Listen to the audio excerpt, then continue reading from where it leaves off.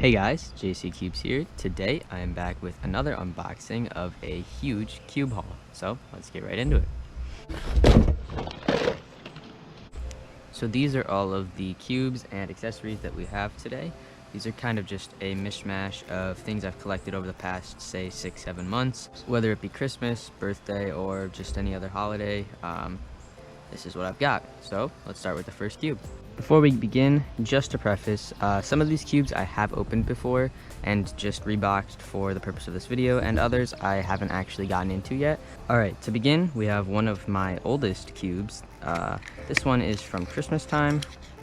One of my friends got me. It is the Layfun Christmas cube. So basically just a standard sticker mod. You can see snowmen, reindeer, Santa. We got bells, a nutcracker, and some trees. Let's get in some turns.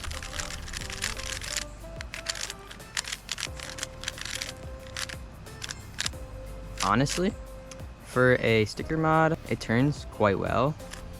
Really nice cube. I really like that. So our second cube, we have Diane Chang 3x3M. This cube, relatively recent on the market. Let's check it out. Alright, so when you open it, you got a stand. If you can see in there, we got some accessories and the cube itself. So I actually have opened and used this cube quite a bit.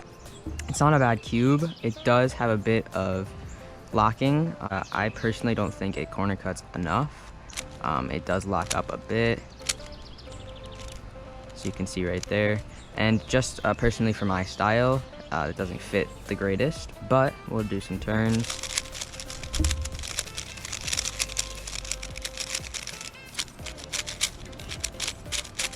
It is quite a fast cube, I will admit that. I do think this center design is a bit weird as well. I know a lot of people were talking about that. For I believe only $7.99, it is quite a good cube. Alright, so next up we have the GAN Cube. This cube is one of the newest cubes, I believe the newest cube on the market. GAN design again, so you have the box, take it out of the box. And this one I also have pre-opened it. And again, standard to any GAN cube, we have bag, accessories. Alright, so this cube actually, right out of the box, it is a very, very fast but also smooth flowing cube. I have not actually done any work to this cube since I took it out of the box. I do think that whatever setup it is, just basic standard lube that is in here, does the job actually quite well. Personally, the only thing I've noticed is just gripping the cube. It does have a very slippery plastic to it, but again, I'm used to the MoU cube with the divots in the centers, so that might just be a personal preference. But again, really, really nice cube. Now on to one of my favorite puzzles ever, the Chi clock. So this one I also have opened. Here we have it. Very nice packaging. So I do love that it comes with a clock stand as well. I've never actually owned one of those. And then again, we have standard Chi, business cards, pamphlets. So this clock is actually the first mass-produced magnetic clock, and I will say it performs exceptionally. It has very smooth dials, as well as the pins have no troubles getting stuck, which is definitely a lot different than the MoU Allion. These dials turn quite fast and can be a bit uncontrollable at times, but overall it creates a really, really smooth, fast, flowy solve. And I think that the colors on this clock really give it a nice, unique touch. Really, really good clock. Alright, now this puzzle is a bit different from all of the rest of them. This one I actually just picked up at Barnes & Noble's recently. I just thought it was pretty cool. It is a limited edition Pyraminx. It's the Crystal Pyraminx. Just a Meffert's Pyraminx. We'll get into it real quick. Alright, so there's no really real reason as to why I got this. It's obviously not going to be a speed cube. I wouldn't use it in competition. I just thought the look of it was really nice. And the feel of the solve, I did open it up and solve it once or twice, is actually pretty nice. It turns quite well for a Meffert's puzzle, to be honest. But what I found was really interesting is the material it's made out of. It's actually quite heavy, but it again makes for a really, really nice solve. And I think it'll look really nice on my shelf. Alright, so this next thing isn't quite a cube, but it is in fact the GAN Smart Timer. So I picked this up a little while back. Not really sure what to expect from it. Just figured I'd give it a try. And so let's open it up. So in the box, you just have a pamphlet with the instructions and the timer. So it works like a general timer. You can turn it on like so. Again, put your hands on the timer, start it, stop it, and reset it. I have actually used this once or twice, and you can connect it to the GAN app on your smartphone, and it will Bluetooth your times directly into the app, which is really nice for if you want to do a session on your phone, but you want to use a timer, just get a little comp practice in. It is a really nice timer, and yeah, that's about it for this. So then, following up the Smart Timer is the GAN 356i Carry, so otherwise known as GAN's Smart Cube. So now this one I believe works the exact same way as the timer. I have not quite gotten into it. Let's see real quick. Again, standard box and standard GAN packaging. Alright, so if you see here as well, we got springs, extra magnets, etc. And we'll put that off to the side. Alright, so let's get into some first turns.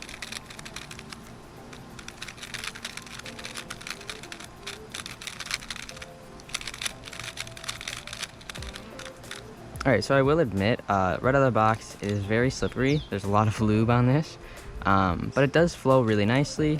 It feels a lot like the GAN 11M Pro, just quite a bit heavier, and it feels a bit clunkier in the sense that it doesn't really cut as much as a standard 3x3 would. But again, it is a smart cube, so you have to put into consideration the fact that there is a lot more going on inside the cube in its core. So I believe it works just like the Geiger cube as well. You can race against each other, just solve or do a session, and it'll automatically Bluetooth the times into your phone. I think it's a really nice cube for its price, and definitely an upgrade from the Geiger cube. Alright, next up we have a cube that was quite a big thing for some time. This is the blind cube, YJ's blind cube, I believe.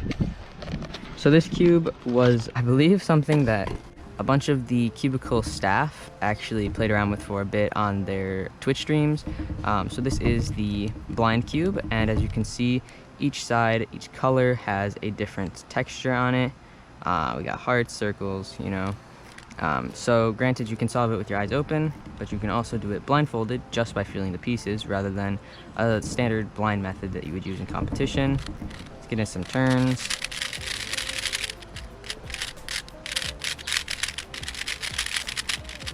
Alright, so it's definitely a bit weird to turn just with all of the pieces on it. But again, it's not made for speed solving really, it is made for blind solving, and I think that in the scheme of things, it would be really nice to solve blind. It definitely has a fast turn to it, a bit clicky, and a bit loose.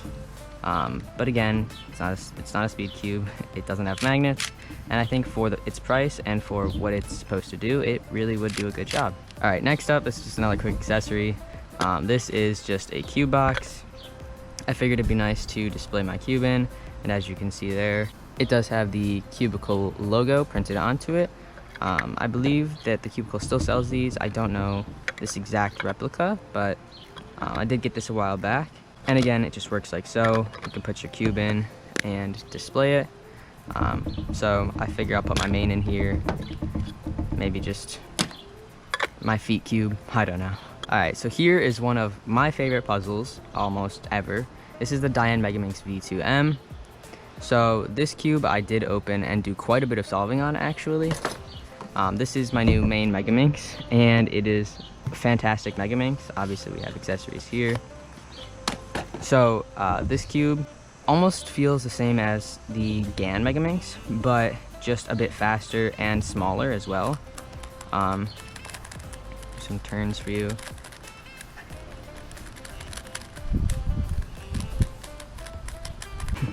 I'm no god at Megaminx, so I'm not going to say that my turning does this cube justice, but it is a really, really nice cube. It has some really, really smooth turns as well as some great corner cutting, and I think that the color scheme used on this cube really suits my turning style at least quite well.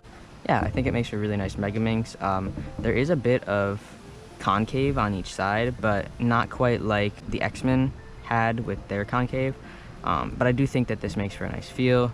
It does also have a little bit of a ridge on the side, but nothing quite like, say, the YJ MGC Megaminx, which had a generally large ridge on the side.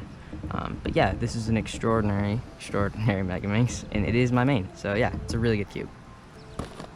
Alright, so now we got the GAN Pyraminx. This is the standard, I believe. Anyways, again, standard GAN. We have pamphlets down there. There is no magnets or springs or anything of such. So I did also open this one, and it is quite a nice Pyraminx. Granted, I'm not very good at Pyraminx, but I do think it turns quite nice. It's very lightweight, and it's also very sturdy. So I used the magnetic Pyraminx as my old main, and it was quite an unstable cube. But I think for this GAN cube, it has quite a relatively fast speed, along with the fact that it's also very stable. Anyways, really, really nice puzzle. Let's move on to the next one. Alright, so here we have the GAN Keychain cube. Nothing too extraordinary. Again, it's a keychain cube. So here we have, you know, the keychain lanyard and then the cube, some turns on the cube. It's basically just an unmagnetized version of a GAN cube. It turns really nice. It is dry, but again, it is just a keychain cube. Quite fast, actually, surprisingly, for such a small cube. But yeah, I'll probably just put it on my car keys or something, but I do think it is a really nice cube. Alright, so now into one of the puzzles I actually have not gotten around to opening is the XMan Flare. I haven't actually heard a lot about this puzzle. I did remember it coming out, and I do remember people talking about it, but I don't really remember much about it. I feel like it kind of went a bit under the radar. So let's take a look at this cube. Alright, so when you open it, it's almost boxed up quite like a Volk with this box here. But we have the box with the cube, and then in the bottom there we have the pamphlets and whatever else comes with it. So let's open it up. There we go. I will say I do really like these boxes, so I appreciate that. And let's get into the cube.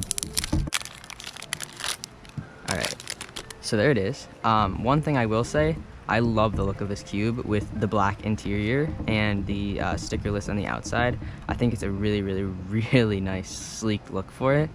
I will admit though, now that I've gotten around to solving on cubes other than XMan cubes, which were my mains for quite a bit, this light green, light orange are quite unusual for me. But we'll see. Let's get into some turns.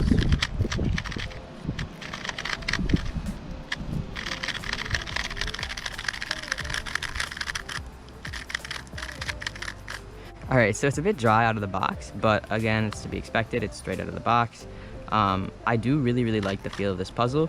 It's fast, yet also quite controllable. I haven't really noticed any locks on it. So yeah, let's do a quick solve on it, and we'll just give it a go. Alright, so I'm not the greatest at 2x2. Let's just give it a quick go.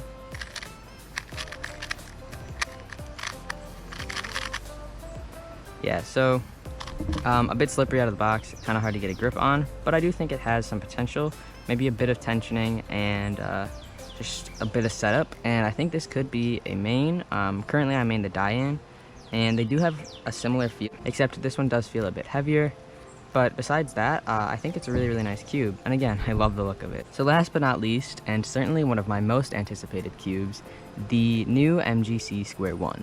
So I guess let's get right into it.